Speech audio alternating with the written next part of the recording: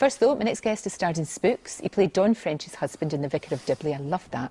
And King of the Dwarfs in The Hobbit. We'll be talking to actor Richard Armitidge in just a moment. First, though, here he is in action.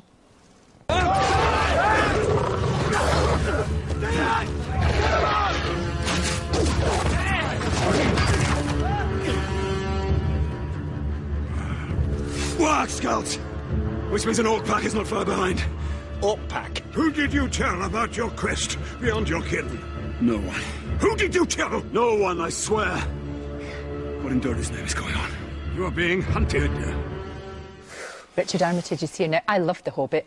It was great fun. You were really, really grumpy in that, though. I mean, if that was Snow White and the Dwarfs, you would be grumpy. He is a bit of a grump, isn't he? In a good way, though. In a good way. Yeah. He comes round in the end. We tried to soften him up a bit and give him a sense of humour, but it's not really there in the book. He is pretty cantankerous in that book. He is. And was there a lot of time in makeup for the whole thing? It's about 2.5 hours, so an hour and a half for the face and then half an hour for the hair. But I grew my own beard, so that took less time. Yeah, exactly. And a lot of armour, you know, a lot of... How much did that weigh, all of that? We weighed ourselves after a rain scene, and I think I had 25 kilos. Jimmy Nesbitt had 30 kilos, and he's kind of got a smaller frame, so, yeah, heavy. That's pretty intense. So that is why... Now, when you said that you go to dwarf boot camp, what does that mean and entail? It was originally a 3-week training period. It turned into 8 weeks because Peter Jackson fell ill, but it was really beneficial for us because we got more time to learn how to walk, to interact with each other, to fight. And we literally had these enormous boots that we had to walk in because they were like clown boots because dwarves' feet are much bigger than... Of course they are, absolutely, we knew that. And heads and hands as well. And, yeah, they are, that's the thing, you have to, to do that. And so I guess that was a great time for you all to bond as well, because as a unit, you know, all of the dwarves together. Yeah, and we did a lot of improvisation, which was like, we'd go out into the field and behave like a military group, where we sort of found our hierarchy, which was really useful. Oh, it's really good. It's like I said, it's a fantastic movie. You must have spent a long time in New Zealand, which is no hardship.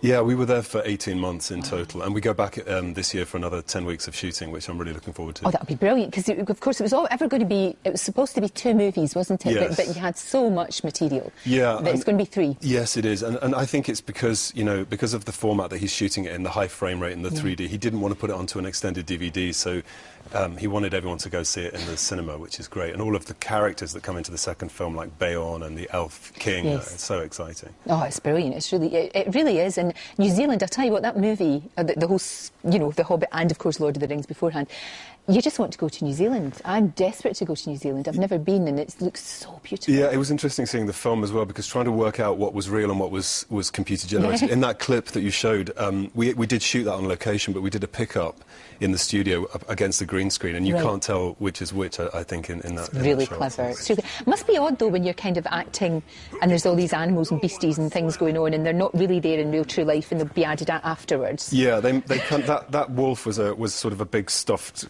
green toy. So did you not get the giggles? You start hammering away at a beanbag, and it's hard not to laugh. And that is no beanbag. That was a scary thing. Yeah. Oh, it's brilliant. Really good fun. And next, you're going to be doing something about tornadoes. Or have you done it, or what's happening? Yeah, we shot that last year, and I've done some extra footage in the beginning of this year. It's a tornado movie called Black Sky. Right. So it's more action. It's an action-based piece, but we did a lot of wire work on location and dropping cars from buildings. So it was pretty dangerous stuff. It's good, though. It's completely different from what you were doing. Completely different, which is what you want to do. And I get to be myself and not 5'2". Exactly, because everybody... You know that Alec Jones, he's so cheeky. I thought I was tiny. He said, is he really small? Is that why he was cast? I'm like, no! I did ask the same question to Peter, though. When I first met him, I was like, I'm a 6'2" guy, why do you want me to play a dwarf? So, but it's amazing what they can do with jiggly It's amazing. And Ian McKellen is really, really huge. He's massive. I know, and you two got on very well, didn't you? Yeah. He's you know how everybody thinks, oh, he's Ian McKellen, we have to curtsy and all of that. He's a scream. He's really funny. He's very naughty, he's got a great sense of humour, and he keeps the set very, very buoyant. So it was a real honour and privilege to work with him. It's that kind of thing, isn't it? People like that set the tone. They do. They really do. When they're in that sort of position, and that they do. Yeah, and he commands such respect, and he's part of the family from Lord of the Rings. But his humour is to be to be experienced. He's right now shooting a sitcom with Derek Jacobi, and it was supposed to be called Vicious Old Queens. Right. It's now just called Vicious. And when they told him it was Vicious Old Queens, he said, "I'm not old." Which I thought was fantastic. They're shooting that right now, because sometimes in the morning we see them. It's really funny. Are they shooting in London? Yeah, in this very place. So it's very, very good. At least you'll be seeing him again when you go back. I will, when you go back to New Zealand. Yes. I mean, it's a long, long way to go, but it's well worth it, I guess. Yeah, for sure. Very much so. Now, I loved you in Spooks. That was great. And also, though, the Vicar of Dibley. Oh, wasn't that you were going to bring that up. No, but the Vicar of Dibley was lovely. I loved the Vicar of Dibley. It was just, and that was, you were perfect together.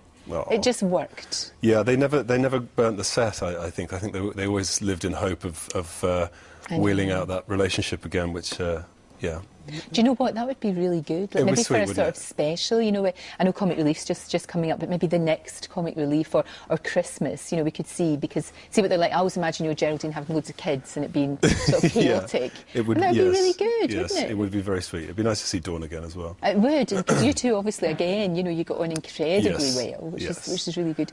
For you as well now, you know, you've done this massive, massive blockbuster. They don't get any bigger than that. I mean, it must be amazing to do.